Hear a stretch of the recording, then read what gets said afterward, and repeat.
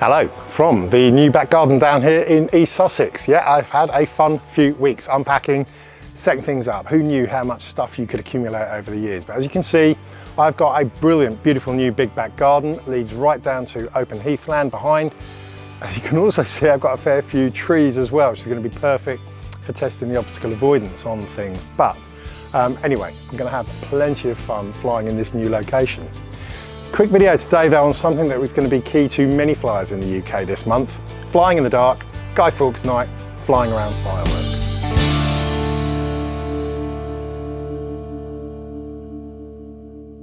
Hello, I'm Ian and I play with drones. Yes, busy time for me.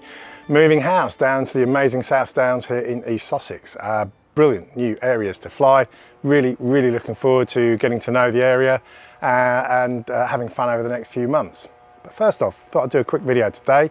A, to say hello, because it's been a couple of weeks since I put something out. B, winter is coming, and of course, so are the darker evenings. And the chances are, for some of you, you're going to be trying out a bit of night flying over the next few months, because for many of us in the UK, Bonfire Night is approaching. And for those of you not in the UK, it is the UK's main firework night. Guy Fawkes Night. It's on the 5th of November. It commemorates the gunpowder plot back in 1605 when Guy Fawkes and his gunpowder plot tried to blow up the Houses of Parliament to assassinate the King. He was caught guarding the explosives in the cellars and the plot failed. But thereafter, for whatever reason, the UK has commemorated the failing of the plot with large bonfires and fireworks. And in truth, nowhere takes this more seriously than Sussex down here in the south of England. There are many different bonfire societies and they have a month of celebrations with flaming torchlit processions going through the town streets.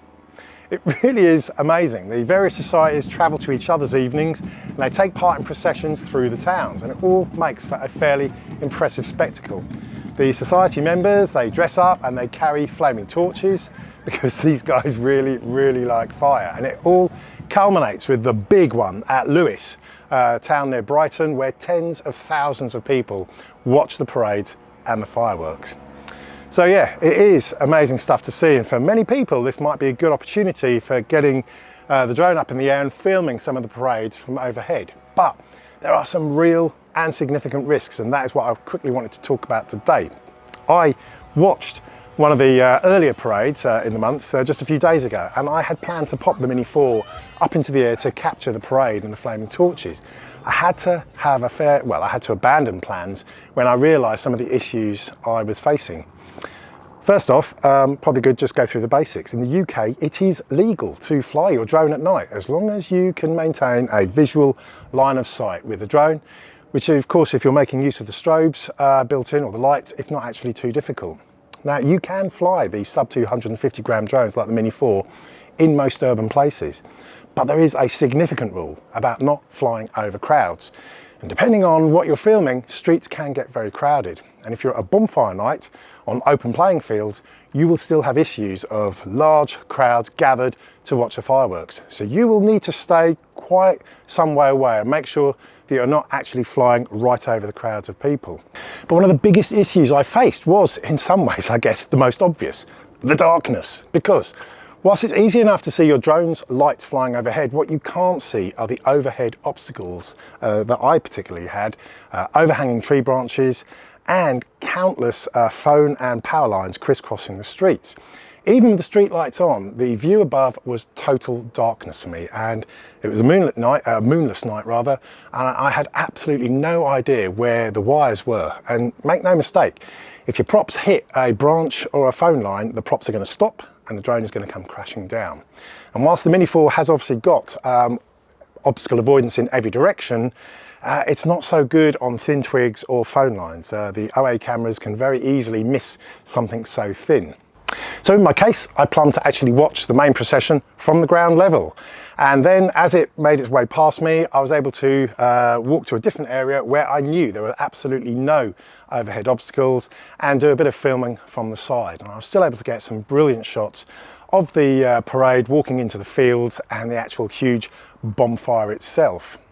Now, as for filming fireworks themselves, well, yeah, of course, flying anywhere near fireworks is a bit like playing Russian roulette with your drone. You really don't know where the fireworks are going to shoot up.